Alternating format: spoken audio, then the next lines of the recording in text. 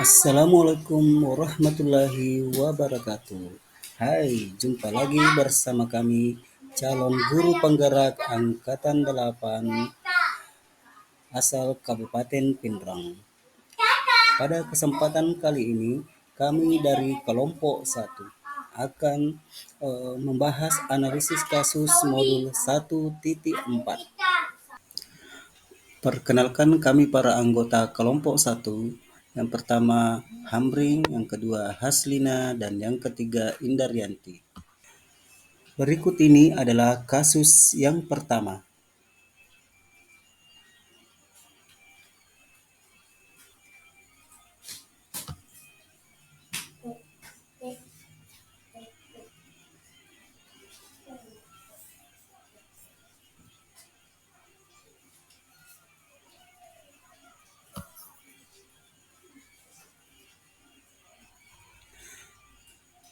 Pertanyaan pertama dalam kasus di atas, langkah-langkah restitusi apa saja yang sudah dijalankan oleh Ibu Santi?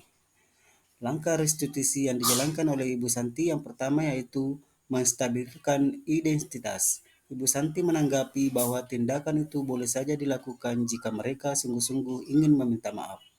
Yang kedua, validasi tindakan yang salah. Ibu Santi menanyakan kembali apa yang mereka bisa lakukan untuk menggantikan rasa tidak dihormati Ibu Eni. Yang ketiga, menanyakan keyakinan. Ibu Santi melanjutkan kembali apa yang akan mereka lakukan untuk memperbaiki masalah. Apakah ada gagasan? Pertanyaan kedua, menurut Anda, apakah restitusi yang diusulkan Vivi dan Natali sudah sesuai dengan pelanggaran yang telah dibuat? Apakah langkah-langkah restitusi yang telah diusulkan mereka? Menurut kami, usulan restitusi yang ditawarkan Natali dan Vivi tidak sesuai karena pelanggaran yang mereka lakukan berdua tidak bersama dengan teman yang lain dan pelanggarannya tidak menghargai Ibu Eni dengan tidak mengerjakan tugas, mengobrol dan menertawakan Ibu Eni ketika diingatkan. Langkah restitusi yang diusulkan oleh Natali dan Vivi yaitu yang pertama, mengaku bahwa perilaku mereka tidak sesuai dengan keyakinan kelas. Yang kedua, mengusulkan diskusi kelompok dengan teman-teman sekelasnya dengan tema penerapan keyakinan kelas. Yang ketiga, mengirim email kepada Ibu Eni hasil diskusi tentang keyakinan kelas. Yang keempat, membantu kepala sekolah Pak Hasan bila lain waktu ada ketiadaan guru mengusulkan Ibu Eni sebagai pengganti. Pertanyaan ketiga, dalam kasus di atas, posisi apakah yang telah diambil oleh Ibu Eni dalam menangani Vivi dan Natali? Jawaban, posisi kontrol sebagai teman, nada suara rendah, ramah, akrab, dan bercanda. Bahasa tubuh merapat kepada murid, mata, dan senyum jenaka. Bu Eni berusaha dengan tidak menyakiti Natali dan Vivi dan mencoba menciptakan hubungan yang akrab dengan upaya persuasi. Hal ini terlihat dari pernyataan, "Ayolah, tugasnya dikerjakan. Nanti ibu ditegur bapak kepala sekolah kalau kalian tidak mengerjakan tugas. Tolong bantu ibu ya." Pertanyaan keempat, jika Anda adalah Pak Hasan, bagaimana Anda menyikapi langkah yang ditempuh Santi? Jawab, memberikan respon positif karena langkah yang ditempuh Ibu Santi sudah sesuai dengan segitiga restitusi dan menyediakan ruang diskusi antara Ibu Eni dengan Natali dan Pipi. Langkah Ibu Santi sudah menguatkan murid dalam jangka waktu panjang dan murid belajar bertanggung jawab untuk perilakunya atau motivasi intrinsik. Berikut ini adalah kasus kedua.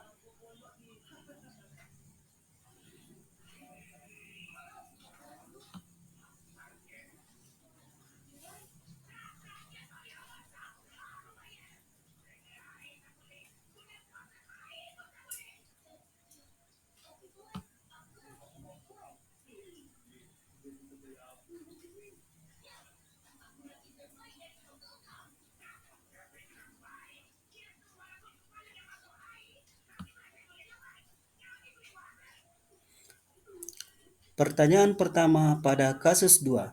Dalam kasus di atas, sikap posisi apakah yang diambil oleh Bapak Lukman? Jelaskan apakah indikatornya. Jawab, posisi kontrol penghukum. Pak Lukman pada kasus ini menggunakan hukuman fisik maupun verbal. Orang yang menjalankan posisi penghukum senantiasa mengatakan bahwa sekolah memerlukan sistem atau alat yang dapat lebih menekan murid-murid lebih dalam lagi. Indikator hukuman verbal. Tidak, kamu telah melanggar peraturan sekolah. Kalau tidak sanggup ambil sepatu di rumah atau diantarkan sepatu ke sekolah, ya sudah, kamu tidak bersepatu saja seharian di sekolah. Indikator hukuman fisik.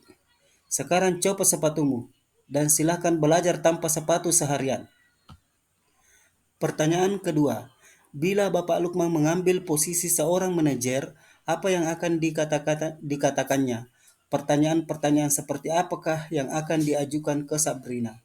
Jelaskan. Jawab. Menstabilkan identitas dengan bertanya.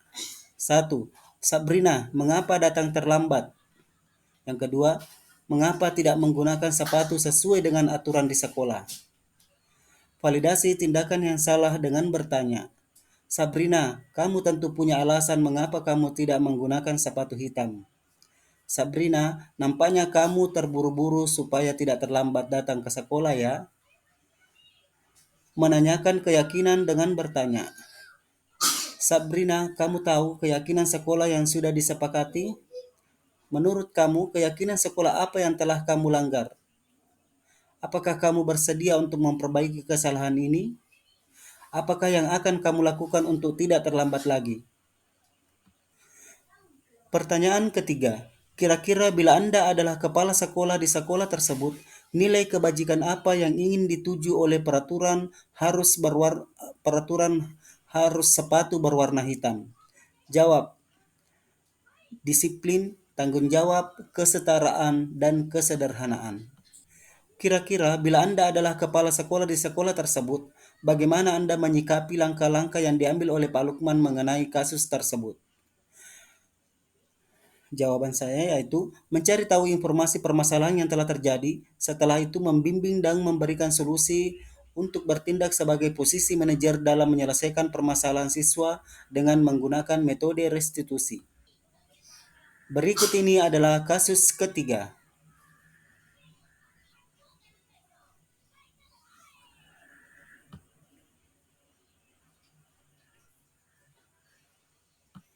Posisi kontrol apa yang diambil oleh Ibu Dani dalam pendekatannya kepada Fajar?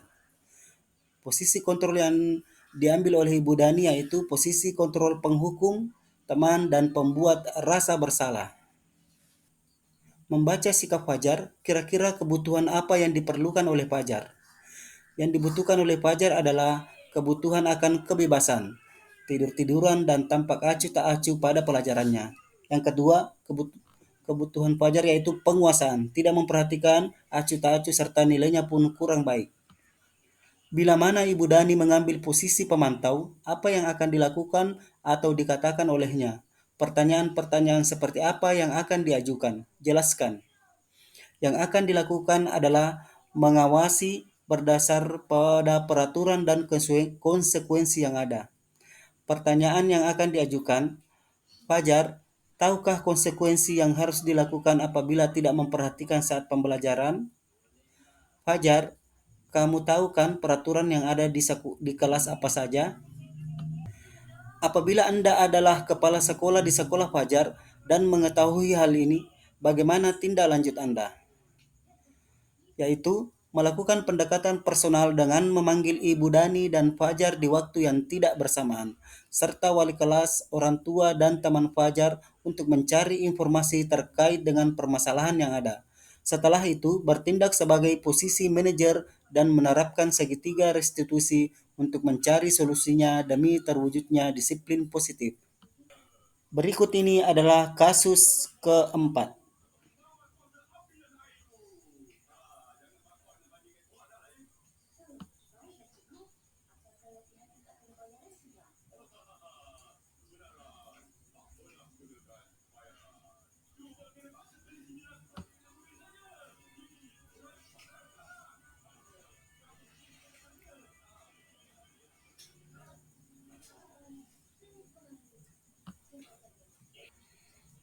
Pertanyaan, Posisi kontrol apa yang telah dipraktikkan oleh Kepala Sekolah Ibu Suti? Hal-hal apa saja yang dilakukannya sehingga Anda berkesimpulan demikian? Jawab, posisi manajer, karena Ibu Suti menggunakan langkah-langkah restitusi dalam menyelesaikan masalah antara Dino dan Anto. Berikut ini adalah segitiga restitusi yang ditempuh oleh Ibu Kepala Sekolah Ibu Suti. Kira-kira nilai kebajikan keyakinan sekolah apa yang dituju dalam kasus tersebut? Jelaskan. Yang pertama, tanggung jawab. Tersirat dari sikap Anto dan Dino yang siap bertanggung jawab setelah mereka dinasihati oleh Ibu Suti. Yang kedua, mandiri. Dino rela belajar menjahit demi memperbaiki kancing baju Anto yang lepas. Yang ketiga, sabar. Terlihat dari sikap Ibu Suti yang penuh kesabaran dalam menyikapi permasalahan muridnya. Kesimpulan, dari keempat kasus yang dianalisis, kita belajar bahwa yang pertama, posisi kontrol manajer adalah yang terbaik jika dibandingkan penghukum, pembuat rasa bersalah, teman, dan pemantau. Yang kedua, segitiga restitusi sangat efektif untuk menyelesaikan suatu masalah dalam disiplin positif. Yang ketiga, gagalnya pemenuhan kebutuhan dasar manusia menyebabkan perilakunya cenderung menjauhi nilai-nilai kebajikan. Demikianlah pemaparan analisis kasus dari kelompok 1 calon guru penggerak angkatan 8 asal Kabupaten Pindrang. Wabillahi taufik wal hidayah. Wassalamualaikum warahmatullahi wabarakatuh.